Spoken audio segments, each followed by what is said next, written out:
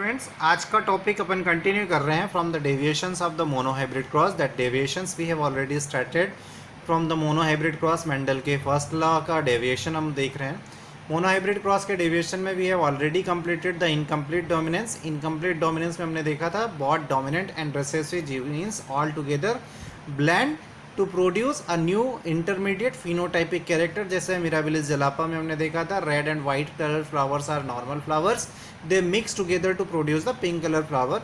उसके बाद में दूसरा हमने डेविएशन देखा था that is codominance where neither dominant nor recessive genes are there, both the genes are present all together in an organism in an organism so that कि they produce themselves all together there on, और वो कोडोमिनेंट event कहलाता था. के बाद में we are just going to observe the third deviation that is multiple allelism. Multiple allelism का concept जुड़ा हुआ है एलिलिज्म से.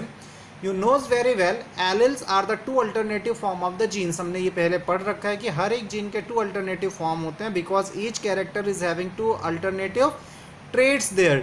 To regulate, to control the traits of a particular character, the gene is available into two alternative forms. That alternative forms are called as alleles. Remember, alleles are going to locate on the same locus of the homologous chromosome. अब इन alleles में से एक dominant allele होता है और एक recessive allele होता है. तो this is the normal situation that we are studying till now, we were studying till now. But sometime what happen, some genes are having more than two alleles present that are also being present on the same locus on the homologous chromosome. तो अगर किसी gene के दो से ज़्यादा allele मिलते हैं तो that is called as more than two alleles are present. So those are called as multiple alleles और इनके थ्रू होने वाला inheritance is called as multiple allelism. Are you getting my point? If a gene is having more than two alleles for a particular gene, that is called as multiple alleles and the event is called as multiple allelism. So multiple allelism कैसे cause होता है? That is caused by the mutation. Mutation अपन और आगे बेहतर समझेंगे. This is what the sudden changes in the genetic material, genetic makeup of an organism. तो ऐसा कहा जा सकता है कि मल्टीपल एलिलिज्म भी होगा तो जीन्स के दो फॉर्म जो बनते हैं तो one is called as wild form, the natural form, and another one is called as the mutant form that has been produced through the mutation. एक ऐसा फॉर्म होगा जो नॉर्मल फॉर्म होगा वो वाइल्ड फॉर्म कहलाएगा और दूसरा जो म्यूटेशन से बनेगा वो कहलाएगा म्यूटेंट फॉर्म और the new form. Moving on to the next point, the diploid organism की बात अगर अपन करते हैं, किसी डिप्लॉयड सेल की बात करते हैं तो since the diploid cell receives one set of gene from the maternal parent and one set of the gene from the paternal parent. एक सेट जीन का मिलता है मैटरनल पेरेंट से और एक सेट जीन का मिलता है पैटर्नल पेरेंट से. तो इस कारण एक डिप्लॉयड सेल में दो सेट ऑफ जीन होते हैं. तो नॉर्मली जब एलिल्स की बात करते हैं किसी भी डिप्लॉयड सेल में तो number of allele in a diploid cell is 2. So diploid cell contains two alleles and the gametes contain one allele for a character. ये क्लियर हो गया. Diploid allele contain two alleles. क्यों ऐसा होता है? क्योंकि डिप्लॉयड सेल में one gamete is coming from the maternal parent and one gamete is coming from the paternal parent. तो एक गैमेट में अगर एलिल की बात करेंगे तो one gamete is having one allele and other gamete is having another allele. तो दोनों एलिल मिलके क्या बना लेते हैं? 2n कंडीशन बना लेते हैं. अब क्वेश्चन आता है कभी कभार कि you have to find out the actual number of possible genotype if number of allele is being given. आपको ये पूछा जाता है, क्वेश्चन आता है इन द नीट एग्जामिनेशन कि you have to calculate the number of possible genotype, number of possible genotype if n is given as the number of allele. यहाँ पे क्वेश्चन दिया गया है कि किसी भी ऑर्गेनिज्म के किसी भी सेल के लिए एलिल की नंबर 3 है तो उसके लिए कितने पॉसिबल जीनोटाइप बन सकते हैं. तो ऐसी किसी कंडीशन के लिए आपको क्या करना है? एक फार्मूला लगाना होता है. देखिए, if n is the number of allele for a gene then the number of different possible phenotype. यदि किसी भी क्वेश्चन में नंबर ऑफ एलिल दिया है और उससे पूछा जा रहा है कि कितने पॉसिबल जीनोटाइप बनेंगे तो उसके लिए एक सिंपल सा ट्रिकी फार्मूला होता है n plus 1/2 means what? n is equal to number of allele. तो अगर यहाँ पे दो एलिल दिए हुए हैं तो 2 + 1/2. तो आप यहाँ पे आसानी से कैलकुलेट कर सकते हैं कि how many maximum possible genotypes are possible due to the presence of alleles there on. चलिए मल्टीपल एलिलिज्म के एग्जाम्पल देखते हैं, समझने की कोशिश करते हैं what is the meaning of multiple allelism. The best example of multiple allelism is the inheritance of human blood group. Human blood group का इनहेरिटेंस मल्टीपल एलिलिज्म का बेस्ट एग्जाम्पल है. कैसे? हमने देखा है एलिल का मतलब क्या होता है, if the gene is arrange or gene is available in more than two, sorry, if gene is available in two forms, two alternative form, that is called as allele, and if gene is available in more than two alternative form then it is called as multiple allele. So blood group की inheritance की अगर बात करते हैं, so the gene which is going to control the inheritance of the blood group, the gene which is going to control the expression of blood group is denoted as I। blood group की gene क्या होती है, I।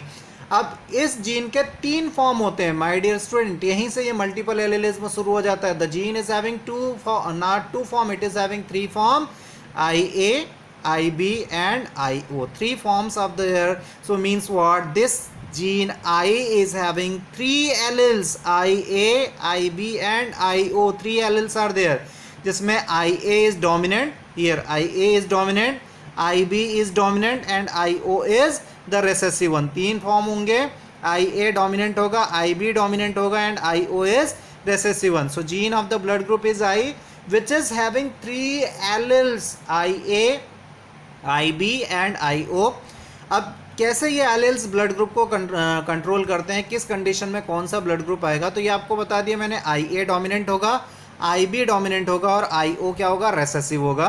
तो late us सी, जब homozygous condition आएगी तो homozygous condition में क्या आएगा, IA आ जाएगा।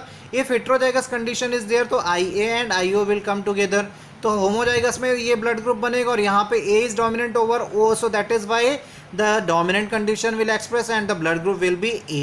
Similarly, if both the B genes are all together, IB and heterozygous condition, IB comes with the IO, once again the B is dominant over the O, so that is why the dominant situation is there and the blood group will be B।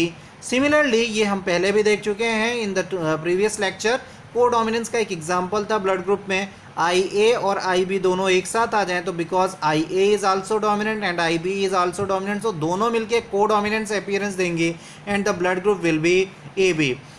Blood group O केवल तभी आएगा जब दोनों की दोनों genes homozygous recessive होंगी, means IO and IO will be there, so that is why this is called as O। तो ये क्लियर हो गया अपने को कि 3 एलिल हैं तो ये मल्टीपल एलिल्स हो गया। अब इसके थ्रू आप समझा सकते हैं कि how the multiple alleles are there, what is the meaning of multiple alleles are there, more than 2 alternative form of a gene is there, that is called as multiple alleles. Blood group में IA, IB and IO, उनका पूरा inheritance pattern समझा सकते हैं।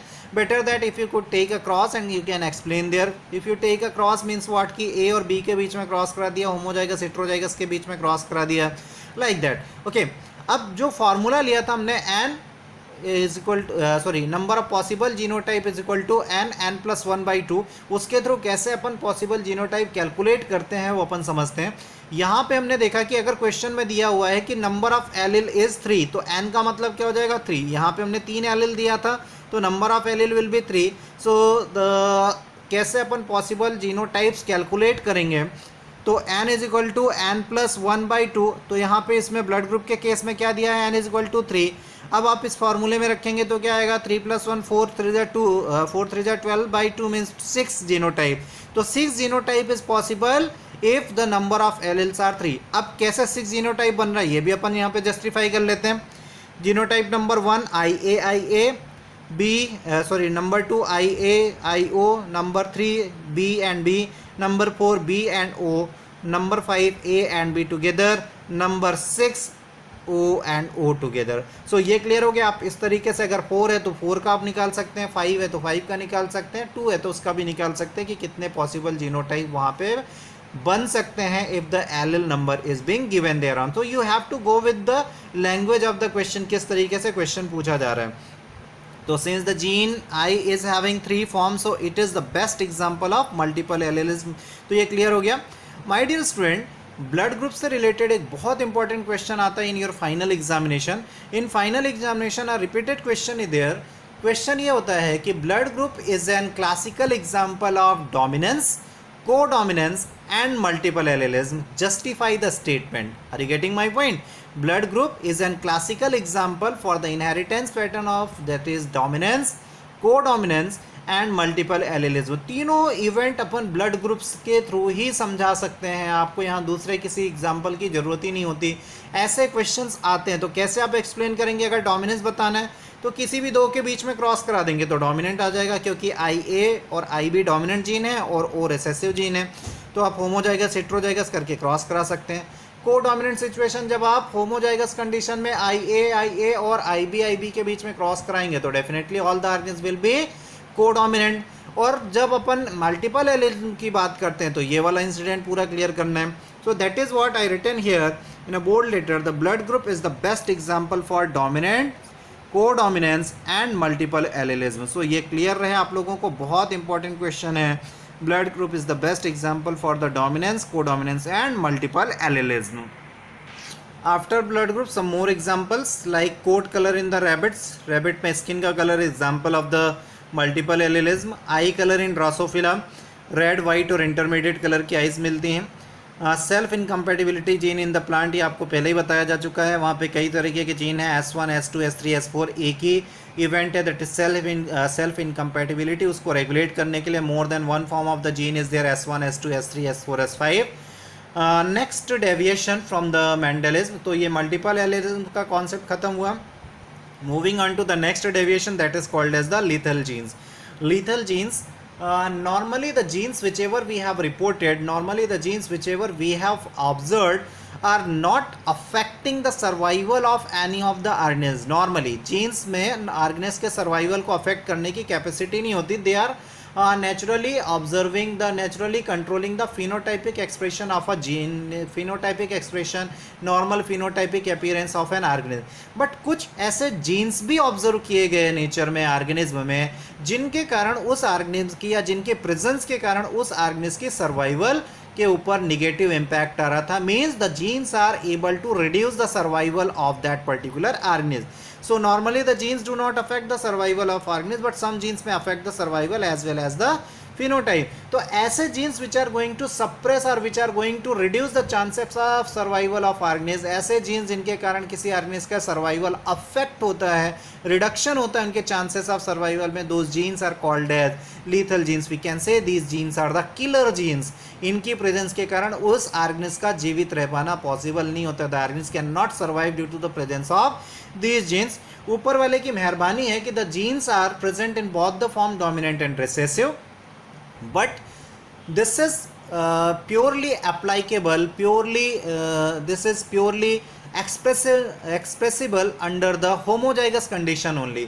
या तो पूरी तरीके से होमोजाइगस डोमिनेंट कंडीशन होगी तब वो अपना असर दिखाएगा, या पूरी तरीके से होमोजाइगस रेसेसिव कंडीशन होगी तो अपना असर दिखाएगा। So lethal genes may be dominant और recessive both, but mostly express under the homozygous condition. वो होमोजाइगस डोमिनेंट भी हो सकता है, होमोजाइगस रेसेसिव भी हो सकता है। हम दोनों के एग्जाम्पल देखेंगे। जैसे सिकल सेल एनीमिया का केस होता है वो होमोजाइगस रेसेसिव का है, बट जो मेजर एग्जाम्पल हमने देखा था कोट कलर देखेंगे हम आगे चल के, तो वो होमोजाइगस डोमिनेंट का। तो जहाँ कहीं भी होमोजाइगस कंडीशन में लीथल जीन्स आएंगे तो they are going to reduce the survival rate of organisms. Are you getting my point? So here we are just going to start with the example of the lethal genes. तो lethal gene की study शुरू की थी L Cuenot ने in the coat colour of the mice in 1905। The study of the lethal gene was discovered by, या lethal gene की study को observe किया था सबसे पहले एल क्यूएनाट ने in coat colour of the mice in 1905। What he observed, just see, he explained in rat the three colors of the body is present there, that is yellow color, two major color of the body is there, that is yellow color and the brown color. The normal brown color rat we are having all around of us. So normal body color is yellow and the brown color, the second body color is there. Yellow color is dominant over the brown color, means क्या होगा कि yellow color के rat ज़्यादा होने चाहिए, तो yellow color is dominant over the brown color। Yellow colour को अपन regulate करेंगे किस जीन से, कैपिटल वाई से, तो ब्राउन कलर कैसा हो जाएगा, स्मॉल वाई। सो तो yellow is dominant and brown is recessive, but gene of yellow body colour is lethal. ये बहुत इंपॉर्टेंट पॉइंट है, ये येलो बॉडी कलर का जीन लेथल है, लेकिन मैंने आपको पहले ही बताया है लिथैलिटी तभी ऑब्जर्व की गई है जब होमोजाइगस कंडीशन में वो जीन मिलेगा। मतलब if it is a dominant gene, so whenever it is available there in homozygous dominant situation, then only it will occur the survival of organism. Heterozygous condition में might be the appearance of another recessive gene suppress the effect of that one and will not affect the survival of organism. So हुआ क्या, homozygous condition में yellow mice never obtained in the population and dies at the embryonal stage, that's what I just told you. कि homozygous condition में इसकी survival को affect करता है और कोई भी होमोजाइगस कंडीशन में येलो माइस मिलते ही नहीं है. Whatever the yellow mice are available they are under the heterozygous situation. तो हेट्रोजाइगस येलो माइस मिले तो येलो माइस का क्रॉस कराया हेट्रोजाइगस सिचुएशन में, जो हम P1 जनरेशन को नहीं F1 जनरेशन से शुरू करते हैं, F1 हाइब्रिड से. तो यहाँ पे क्या होगा, येलो और ब्राउन के बीच में क्रॉस कराया तो क्या आना चाहिए, F1 hybrid capital Y and small y that is yellow in colour. इनके बीच में क्रॉस कराएंगे तो गैमेट निकला capital Y small y. And similarly आप जो जैसा जानते हैं कैपिटल Y येलो होगा, capital Y small y yellow, capital Y small y yellow and small y will be brown. अब अगर इसका रिजल्ट देखते हैं तो होमोजाइगस येलो के लिए क्या आएगा, कैपिटल Y जितने भी होमोजाइगस येलो होंगे as per the observation they must have to die there in the embryonic stage. तो अब रेशियो क्या हो जाएगा, कैपिटल Y स्मॉल y. तो कैपिटल Y जीरो हो जाएगा since there is no homozygous dominant yellow colour is available in the population. तो ये जीरो हो जाएगा. This is 2 and this is 1 as usual. तो now the ratio is deviated from 1:2:1 to 2:1. अब ये ratio कैसा बदल गया, 1 to 1 से बदल के किस में हो गया, 2:1 में. So that's what the deviation from the Mendelism. ये क्लियर हुआ अपने को. होमोजाइगस कंडीशन में येलो माइस मिल ही नहीं रहा है, तो that is what the ratio will be change from 1:1 to 2:1. 1:1 से किस में चेंज हो जाएगा, वो 2:1 में चेंज हो जाएगा. सो ये क्लियर हो गया आप लोगों को. ऐसा जीन जो लिथैलिटी करता है, ऐसा जीन जो किलिंग नेचर लेके आता है, ऐसा जीन जो ऑर्गेनिज्म के सर्वाइवल को अफेक्ट करता है, वो लीथल जीन कहलाएगा और हमेशा होमोजाइगस कंडीशन में एक्सप्रेस होगा. अगर वो डोमिनेंट ट्रेट है तो डोमिनेंट होमोजाइगस में, अगर वो रेसेसिव ट्रेट है तो रेसेसिव होमोजाइगस में. Okay, so let's start some more example. Let's take some more example after the coat color in the rat. कुछ और एग्जाम्पल हैं लीथल जीन्स के, जैसे स्नैपड्रैगन प्लांट्स में देखा गया था. E Baur has reported golden leaves, एक डोमिनेंट लीव्स कलर है, डोमिनेंट कलर होता है लीव का golden leaf in the snapdragon plant antirrhinum majus. It was reported by E Baur. सबसे पहले इसको स्टडी किया था. तो स्नैपड्रैगन प्लांट में दो तरीके की लीव मिलती हैं. One is golden leave, another one is called as green leave. Are you getting my point. Plant में अगर लीथल जीन का एग्जांपल लेना है तो स्नैपड्रैगन प्लांट में लीव्स की इनहेरिटेंस को ले सकते हैं, लीव्स का कलर ले सकते हैं हम. That was reported by E bar. Snapdragon plant में दो तरीके के लीव कलर मिलते हैं. One is golden leave, dominant है, कैपिटल जी से एक्सप्रेस करेंगे. Second one the green leave, normally the recessive one, ये सबसे ज़्यादा कॉमन होती है. फिर से ये डोमिनेंट जीन है, ध्यान रखें. गोल्डन लीव क्या है, डोमिनेंट है, तो ये होमोजाइगस डोमिनेंट कंडीशन में कभी भी एक्सप्रेस नहीं होगा. ये आपको ध्यान रखना, जैसे हमने रेड के स्किन कलर के केस में देखा था. तो वही फिर से क्रॉस कराते हैं अपन प्योर होमोजाइगस डोमिनेंट और प्योर होमोजाइगस रेसेसिव के बीच में अगर क्रॉस कराएंगे तो F1 जनरेशन में क्या आएगा, सारे के सारे जो गोल्डन लीव्स होंगी वो केवल और केवल हाइब्रिड कंडीशन में दिखाई देंगी या हेट्रोजाइगस कंडीशन में दिखाई देंगी. Now this heterozygous golden leaved plants has to be taken self cross. उनके बीच में क्रॉस कराएंगे तो there is G and G will be separated. Capital G small g, capital G small g and small g will be there. Cross कराया तो ये golden, this one is golden and this one is green. तो genotypic ratio क्या आ जाना चाहिए, capital G small g means what, 1:2:1. So homozygous golden एक, heterozygous golden 2, homozygous recessive that is green 1. लेकिन होमोजाइगस गोल्डन क्या होगा, कभी भी सर्वाइव करेगा ही नहीं, बिकॉज होमोजाइगस डोमिनेंट कंडीशन में किसी भी कंडीशन में ये एक्सप्रेस नहीं होगा. So that is why the population of the plant which are having homozygous golden leaves are zero there. All the plants with homozygous dominant situation for the golden leaf are died. So that is why अब ये फिर से zero हो जाएगा और ratio change हो जाएगा 2:1 में. So the modified ratio will be 2:1. Once again the deviation from the Mendel monohybrid cross 1:2:1 से बदल गया किसमें, 2:1 के फॉर्म में बदल गया. Okay, sickle cell anaemia humans में अपन देख लेते हैं. तो ह्यूमंस में जितने भी जेनेटिक डिसऑर्डर हैं almost they are the lethal in nature. तो जो भी जेनेटिक डिसऑर्डर हैं तो वो सबके सब लीथल जीन्स के कारण ही होते हैं. तो we are observing the sickle cell anaemia. अभी तक बेटा हमने देखा हुआ है the dominant homozygous genes are causing the lethality. Now we are observing the example of recessive homozygous gene that is going to cause the lethality. तो sickle cell anaemia is a disease, यहाँ shape of RBC is being modified, वो अपन आगे और समझेंगे। तो that is homozygous recessive disorder, मतलब यहाँ पे आर्गेनिज की डेथ कब पॉसिबल होगी, when both the genes which are regulating the shape of RBC, sickle shaped RBC, वो होमोजाइगस रेसेसिव कंडीशन में आ जाएंगे। तो यहाँ पे नॉर्मल HBA होगा और कैरियर कंडीशन होगी, हाइब्रिड कंडीशन होगी HBA, तो जब इनके बीच में क्रॉस होगा तो क्या सिचुएशन बनेगी आप जानते हैं, HBA that will be normal one, HBS carrier है क्योंकि यहाँ पे S को सप्रेस कर दिया कैपिटल A ने, and third one is HBS, ये तीसरी सिचुएशन आ जाएगी। तो इन तीनों कंडीशन में this one is the normal one, these two are the normal but the carrier one due to the presence of one dominant gene which suppress the effect of the recessive gene, and third one because the gene is purely homozygous recessive in appearance and that is being expressed under the homozygous condition only.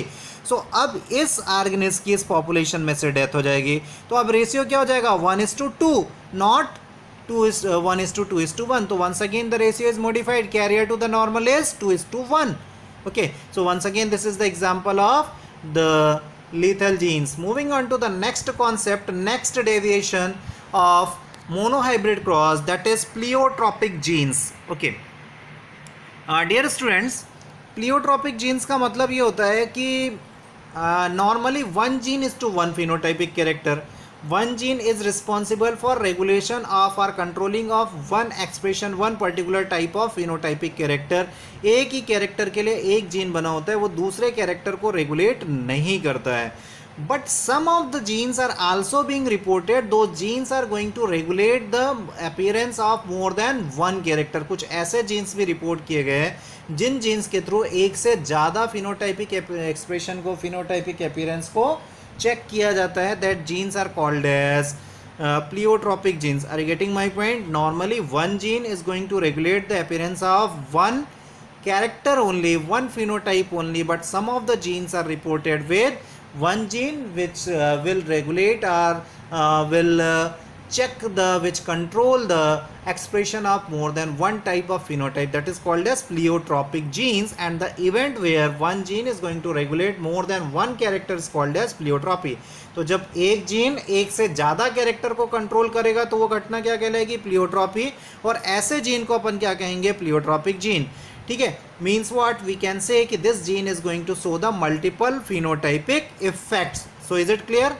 एक gene से एक से ज़्यादा character का regulation होना, एक से ज़्यादा फिनोटाइपिक एक्सप्रेशन का रेगुलेशन होना कहलाएगा pleiotropy, and the gene which is responsible for that is called as pleiotropic genes. So let's take an example. Pea plants में एग्जाम्पल है, single gene influences the seed coat colour, red spot in the axil leaf, flower colour. मतलब pea plant में एक ऐसा gene है जो कि इन सारे कैरेक्टर्स को इन्फ्लुएंस करता है. Then in Drosophila the gene which is regulating the wing size, the gene which is regulating the size of wing, इसका मेन फंक्शन होता है विंग के साइज को रेगुलेट करना, but it also control the structure and reproductive organs, longevity, the bristle on the wings, reduction in the egg production, ये सारे character वो regulate करेगा along with the wing size. तो मेजर कैरेक्टर, मेजर इन्फ्लुएंस किसका होता है, major influence इसका होता है विंग साइज के ऊपर, बट इसके साथ साथ ये किन चीज़ों को रेगुलेट करता है, इन सारी चीज़ों को. So reduction in the egg production also. Humans में मिलने वाले most of the genetic disorders are the example of pleiotropic nature, pleiotropy. उसमें फिर से एक एग्जाम्पल, फेवरेट एग्जाम्पल है, that is sickle cell anaemia. कई बार आप लोग पढ़ चुके हैं sickle cell anaemia. Once again I am explaining the concept. Sickle cell anaemia, anaemia का मतलब आप जानते हैं reduction in the number of haemoglobin, amount of haemoglobin, जिसके कारण एनीमिक सिचुएशन आती है. सिकल सेल कहने के पीछे रीज़न ये होता है कि due to the nature, due to the mutation in the RBC, due to the mutation in the gene of RBC, the shape of RBC is now change from oval to the sickle shape. इसके कारण उसमें storage capacity of oxygen कम हो जाती है, storage capacity of haemoglobin कम हो जाता है, and the person is suffering from the haemolytic anaemia. वहाँ पे आरबीसी बहुत तेज़ी से फटने लगती हैं, and the human is being suffering from the haemolytic anaemia. That is deadly disease. हम देख चुके हैं अभी लीथल जीन्स के केस में, जिनमें भी होता है तो वहाँ पे death is caused if the condition is homozygous recessive. So moving on to that कि हाउ दिस इज व्हाट, तो ध्यान रखें the sickle cell anaemia means what कि this is caused by a recessive gene that is HbS beta. HbS beta का काम सिर्फ इतना है कि आरबीसी के शेप को चेंज करता है from normal oval to the sickle shaped RBC, ठीक है।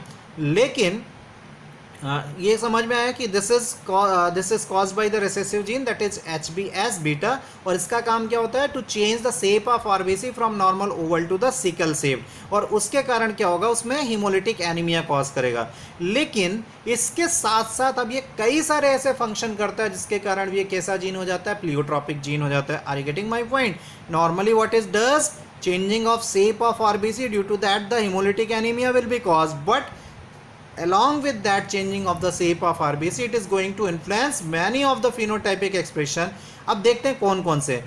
हीमोलिटिक एनीमिया के साथ साथ इसने एक बहुत शानदार काम किया हुआ है, it is going to provide the resistance to a particular type of malaria that is called as falciparum malaria. My dear child, काम उसका क्या था, शेप ऑफ आरबीसी को चेंज करना था, लेकिन उसके साथ साथ उसने एक और नया फिनोटाइपिक एक्सप्रेशन कंट्रोल करना शुरू कर दिया, that is changing in the resistance toward a particular malaria that is deadly malaria. Falciparum malaria के अगेंस्ट वो रेजिस्टेंस प्रोवाइड करता है। ये क्यों होता है ये अपन अगले चैप्टर्स में देखेंगे, but here we have to understand only why the gene for sickle cell anemia that is HbS beta is responsible or is considered as pleiotropic gene। तो पहला तो ये हो गया नॉर्मल के कारण, ये इसका मेजर फंक्शन हो गया, बट अब उसमें आपने देखा कि this is going to provide the resistance to the falciparum malaria, और कुछ ऐसे फीचर्स हैं जो ये रेगुलेट करता है। So let us see what are those characters is being regulated by the gene HbS beta। HbS beta not only affect the resistance toward the falciparum malaria to the human, but it is also going to affect the development of certain tissues and the organs like bones, lungs, kidney, spleen, heart etc। इन सभी के development के ऊपर इसका असर देखा गया। तो हो गया एक और फिनोटाइपिक अपीयरेंस पे कंट्रोल करना, means what, it is going to affect the development of tissues and the organs, including that it controls many of the physiological symptom like weakness। anemia की property है, but this is being caused due to the this HbS beta। weakness आएगा, headache होना, jaundice, muscle cramps etc। तो so many phenotypic characters are being regulated by this HbS beta, so that is why this is called as a pleiotropic genes। My dear child, एक extra point मैं यहाँ पे share कर रहा हूँ, ये point आपको हमेशा काम आएगा, हर एग्जाम में काम आएगा, because this is very important question. आपको नेक्स्ट चैप्टर में भी ये पढ़ने को मिलेगा। म्यूटेशन अभी हमने देखा था कि एक नॉर्मल हीमोग्लोबिन में और एक सिकल सेप्ड हीमोग्लोबिन में म्यूटेशन होता है, तो जिसके कारण एक normal RBC that is Oval is being converted in form of the sickle सेप्ड RBC. तो फाइनल एग्जाम्स में पूछा जाता है कि कौन सा म्यूटेशन होता है, किस जगह पे क्या चेंज होता है। तो ये हालांकि नेक्स्ट चैप्टर का टॉपिक है, but here we are understanding this concept. अगर आप नॉर्मल आरबीसी की बात करें तो नॉर्मल आरबीसी में हीमोग्लोबिन में कुछ इस तरीके से सीक्वेंस होता है एमिनो एसिड्स का, valine, histidine, leucine, threonine, proline, glutamic acid and glutamic acid. इसके आगे और बहुत सारे एमिनो एसिड है, बट अपना काम इतने में ही हो जाएगा, तो that is why I am focusing till here only. कौन कौन से एमिनो एसिड होते हैं नॉर्मल में, valine, histidine, leucine, threonine, proline, glutamic acid and glutamic acid. ठीक है, 6th प्लेस पे ग्लूटामिक एसिड होता है, और यही वो पोजीशन होता है, यही वो एमिनो एसिड होता है जिसमें मॉडिफिकेशन होता है, जिसमें म्यूटेशन होता है, and the Oval RBC is being changed in form of the sickle सेप्ड RBC. ठीक है, तो यहाँ पे इस GUG को ग्लूटामिक एसिड को रेगुलेट करने के लिए जो जेनेटिक कोड आता है दैट इज GAG। अगले चैप्टर में बहुत डिटेल में पढ़ेंगे अपन, but here you must remember that one. इस कैरेक्टर को रेगुलेट करने के लिए, इस सिकल सेप्ड कैरेक्टर को रेगुलेट करने के लिए जिस नॉर्मल आरबीसी में क्या होता है, normal Oval RBC is having glutamic acid at the 6th place in their structure, in their protein, और that is being regulated by the GAG। लेकिन जब म्यूटेशन होता है तो देखिए, फर्स्ट में वैलिन है, सेकेंड में हिस्टिडीन है, थर्ड में ल्यूसिन है, देन थ्रियोनिन है, फोर्थ पे, फिफ्थ पे प्रोलिन है, और 6th पे ग्लूटामिक एसिड की जगह पे रिप्लेस हो गया क्या आपका वैलिन। सिकल सेप्ड आरबीसी में क्या चेंज आ गया, 6th प्लेस का glutamic acid is replace by the valine. 7th पे फिर से वही आ जाएगा, एक माइनर मॉडिफिकेशन है जिसमें glutamic acid is replaced by the valine and the entire change observed. This is what the basic concept you have to understand. और यहाँ पे किस कारण से चेंज आया, G A G is replace by the G U G, एक minor change है, point mutation का कॉन्सेप्ट है, अपन नेक्स्ट चैप्टर में और बेहतर तरीके से पढ़ेंगे. So my target is that कि यू मस्ट अंडरस्टैंड कि what is the meaning of normal haemoglobin and the sickle shaped haemoglobin. तो ये क्लियर हो गया आप लोगों को what is the meaning of pleiotropic genes. Pleiotropic genes का मतलब क्या होता है, एक ऐसा जीन जिसमें कैपेसिटी है to regulate to control the expression of more than one phenotype, that is called as the pleiotropic gene. So is it clear to you all. आज हमने सारे के सारे मोनोहाइब्रिड क्रॉस के डेविएशंस देख लिए हैं. In the next lecture when we'll meet, so we will go for the deviation of the dihybrid cross, the law of independent assortment के deviations देखेंगे. ठीक है, we are just moving slowly in the case of genetics because आपको समझना भी पड़ेगा. Many of the time you have to watch this one. But once again, as usual, I'm just saying in after the completion of each lecture on genetics कि the genetic is being mastered only by practising. उसके अलावा कोई तरीका नहीं होता. Genetics को आप रट के नहीं छोड़ सकते हैं. जेनेटिक्स के लिए आपको मास्टरी लाना है तो you need to go for the practicing again and again, practice again and again, making the cross again and again, going to be mastered in writing practices. So this is what for today's topic. आज हमने देख लिए Mendel के monohybrid deviation के सारे form, जिसमें हमने देखे आज multiple allelism, then lethal genes, then pleiotropy. These three forms, these three deviation we have taken observed today, and in the previous lecture we have taken two more deviation, that is incomplete dominance and the codominance. So we'll move on to the next, that is the deviation from the dihybrid cross or deviation from the independent assortment in the further lectures. So till the time, thank you, thanks for being with me, thank you.